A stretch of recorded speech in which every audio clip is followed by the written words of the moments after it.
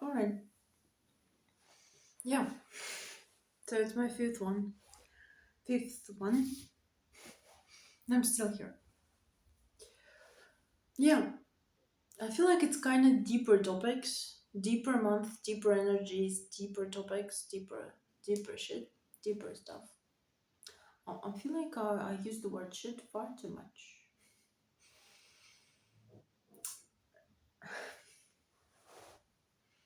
Then again, you gotta do what you gotta do. Um, yeah.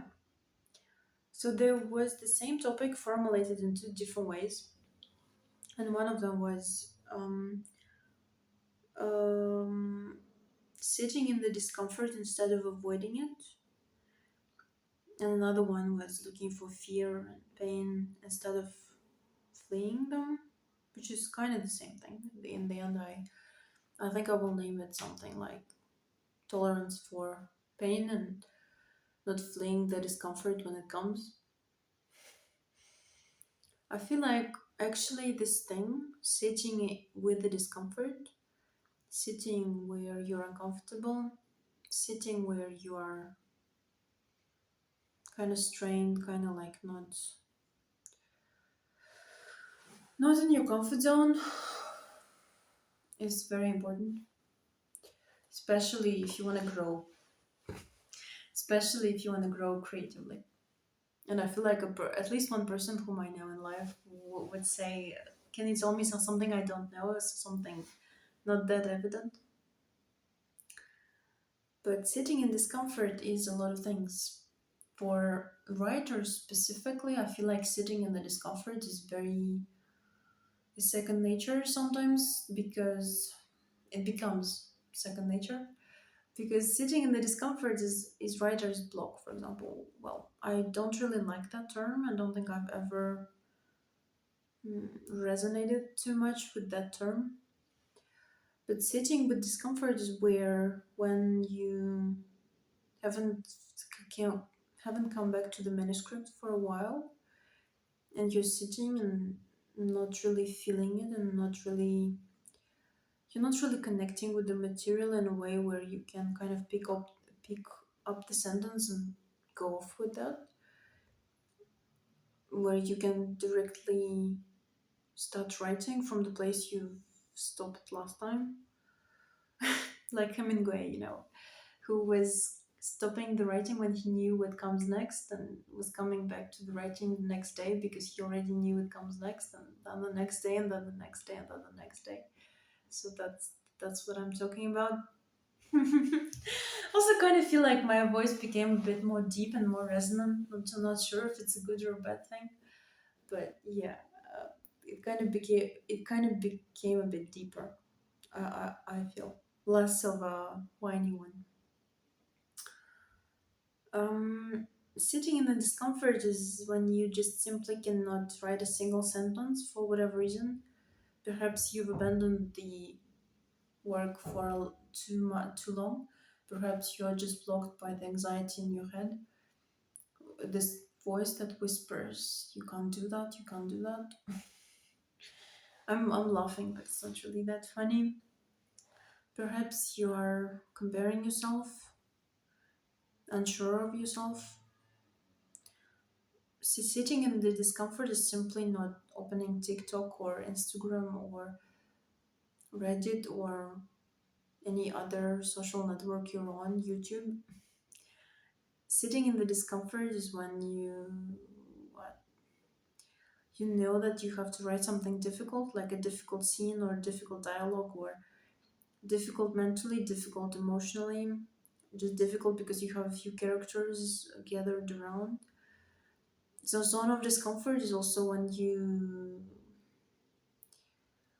like essentially when it doesn't really flow and when you gotta advance but it doesn't really flow, so you gotta really work for it.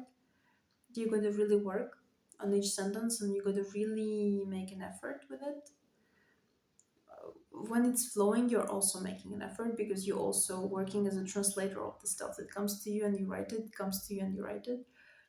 But it's you're sitting with discomfort. When you feel like it doesn't come to you that easily, you have to like squeeze it out. A lot of things related to writing are discomfort, are sitting in the discomfort. When you feel like something is not working in your finished text and your finished manuscript, it's also sitting with discomfort.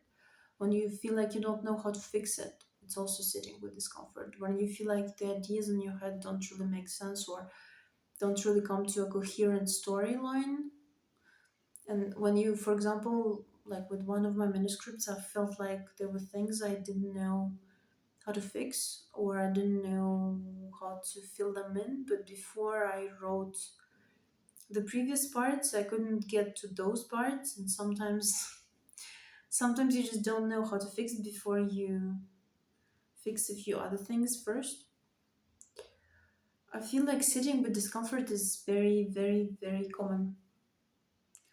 And also tolerance for pain, because I mean, pain is a lot of things, but here it's a pain of your own inner critic and this pressure to compete with other talented creatives. But this discomfort and sitting in discomfort, I feel like it's very, I mean, on a lighter note, or maybe it's not that light, I don't know. But I've met some people and I know some people who can't even sit with their discomfort for a second or for a minute.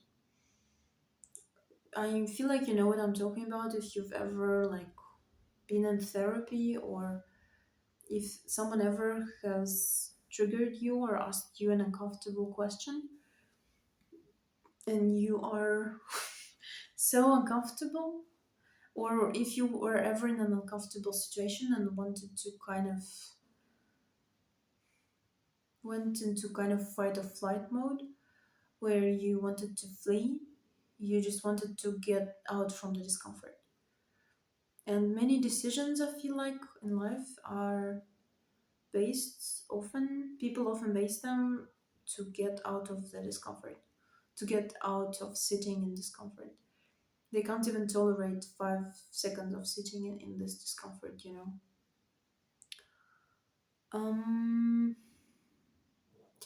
I feel like I kind of threw a lot of things around and a lot of things in the same blender. But what I mean is, again, with the therapy example, whenever a therapist asks you a very sensitive question or puts you in front of a very uncomfortable truth about yourself, or they voice something that you don't really want to hear. I think like we all know those people for whom you can voice something they don't want to hear, and it's so uncomfortable to them on a psychological level that they can't even hear it. They start denying it, they start, manipulating you in a way that it's you who are saying this thing, it's not me, it's you. They start putting it on you, they start denying it. Oh no, I'm not like that. Oh no. Or they just completely shut you down or shut it down. Like, don't talk about this. I don't want to talk about this. I don't want to talk about this. And usually, not often, no, not always, sorry, but usually, this could be a sign that this person is so uncomfortable with this. They so don't want to talk about this. It's so sensitive. You are touching on something sensitive that people are just completely shutting down. And often in the situations of discomfort or when it is uncomfortable, people are so unwilling to put themselves into these uncomfortable positions that they wouldn't even sit for 5 seconds. They would rather watch a 2 hour YouTube video than sit for maybe like 30 seconds in front of their open manuscript and in front of their open text field which is full of possibilities, as this is a quote, but from this book that I've tried to begin reading but couldn't.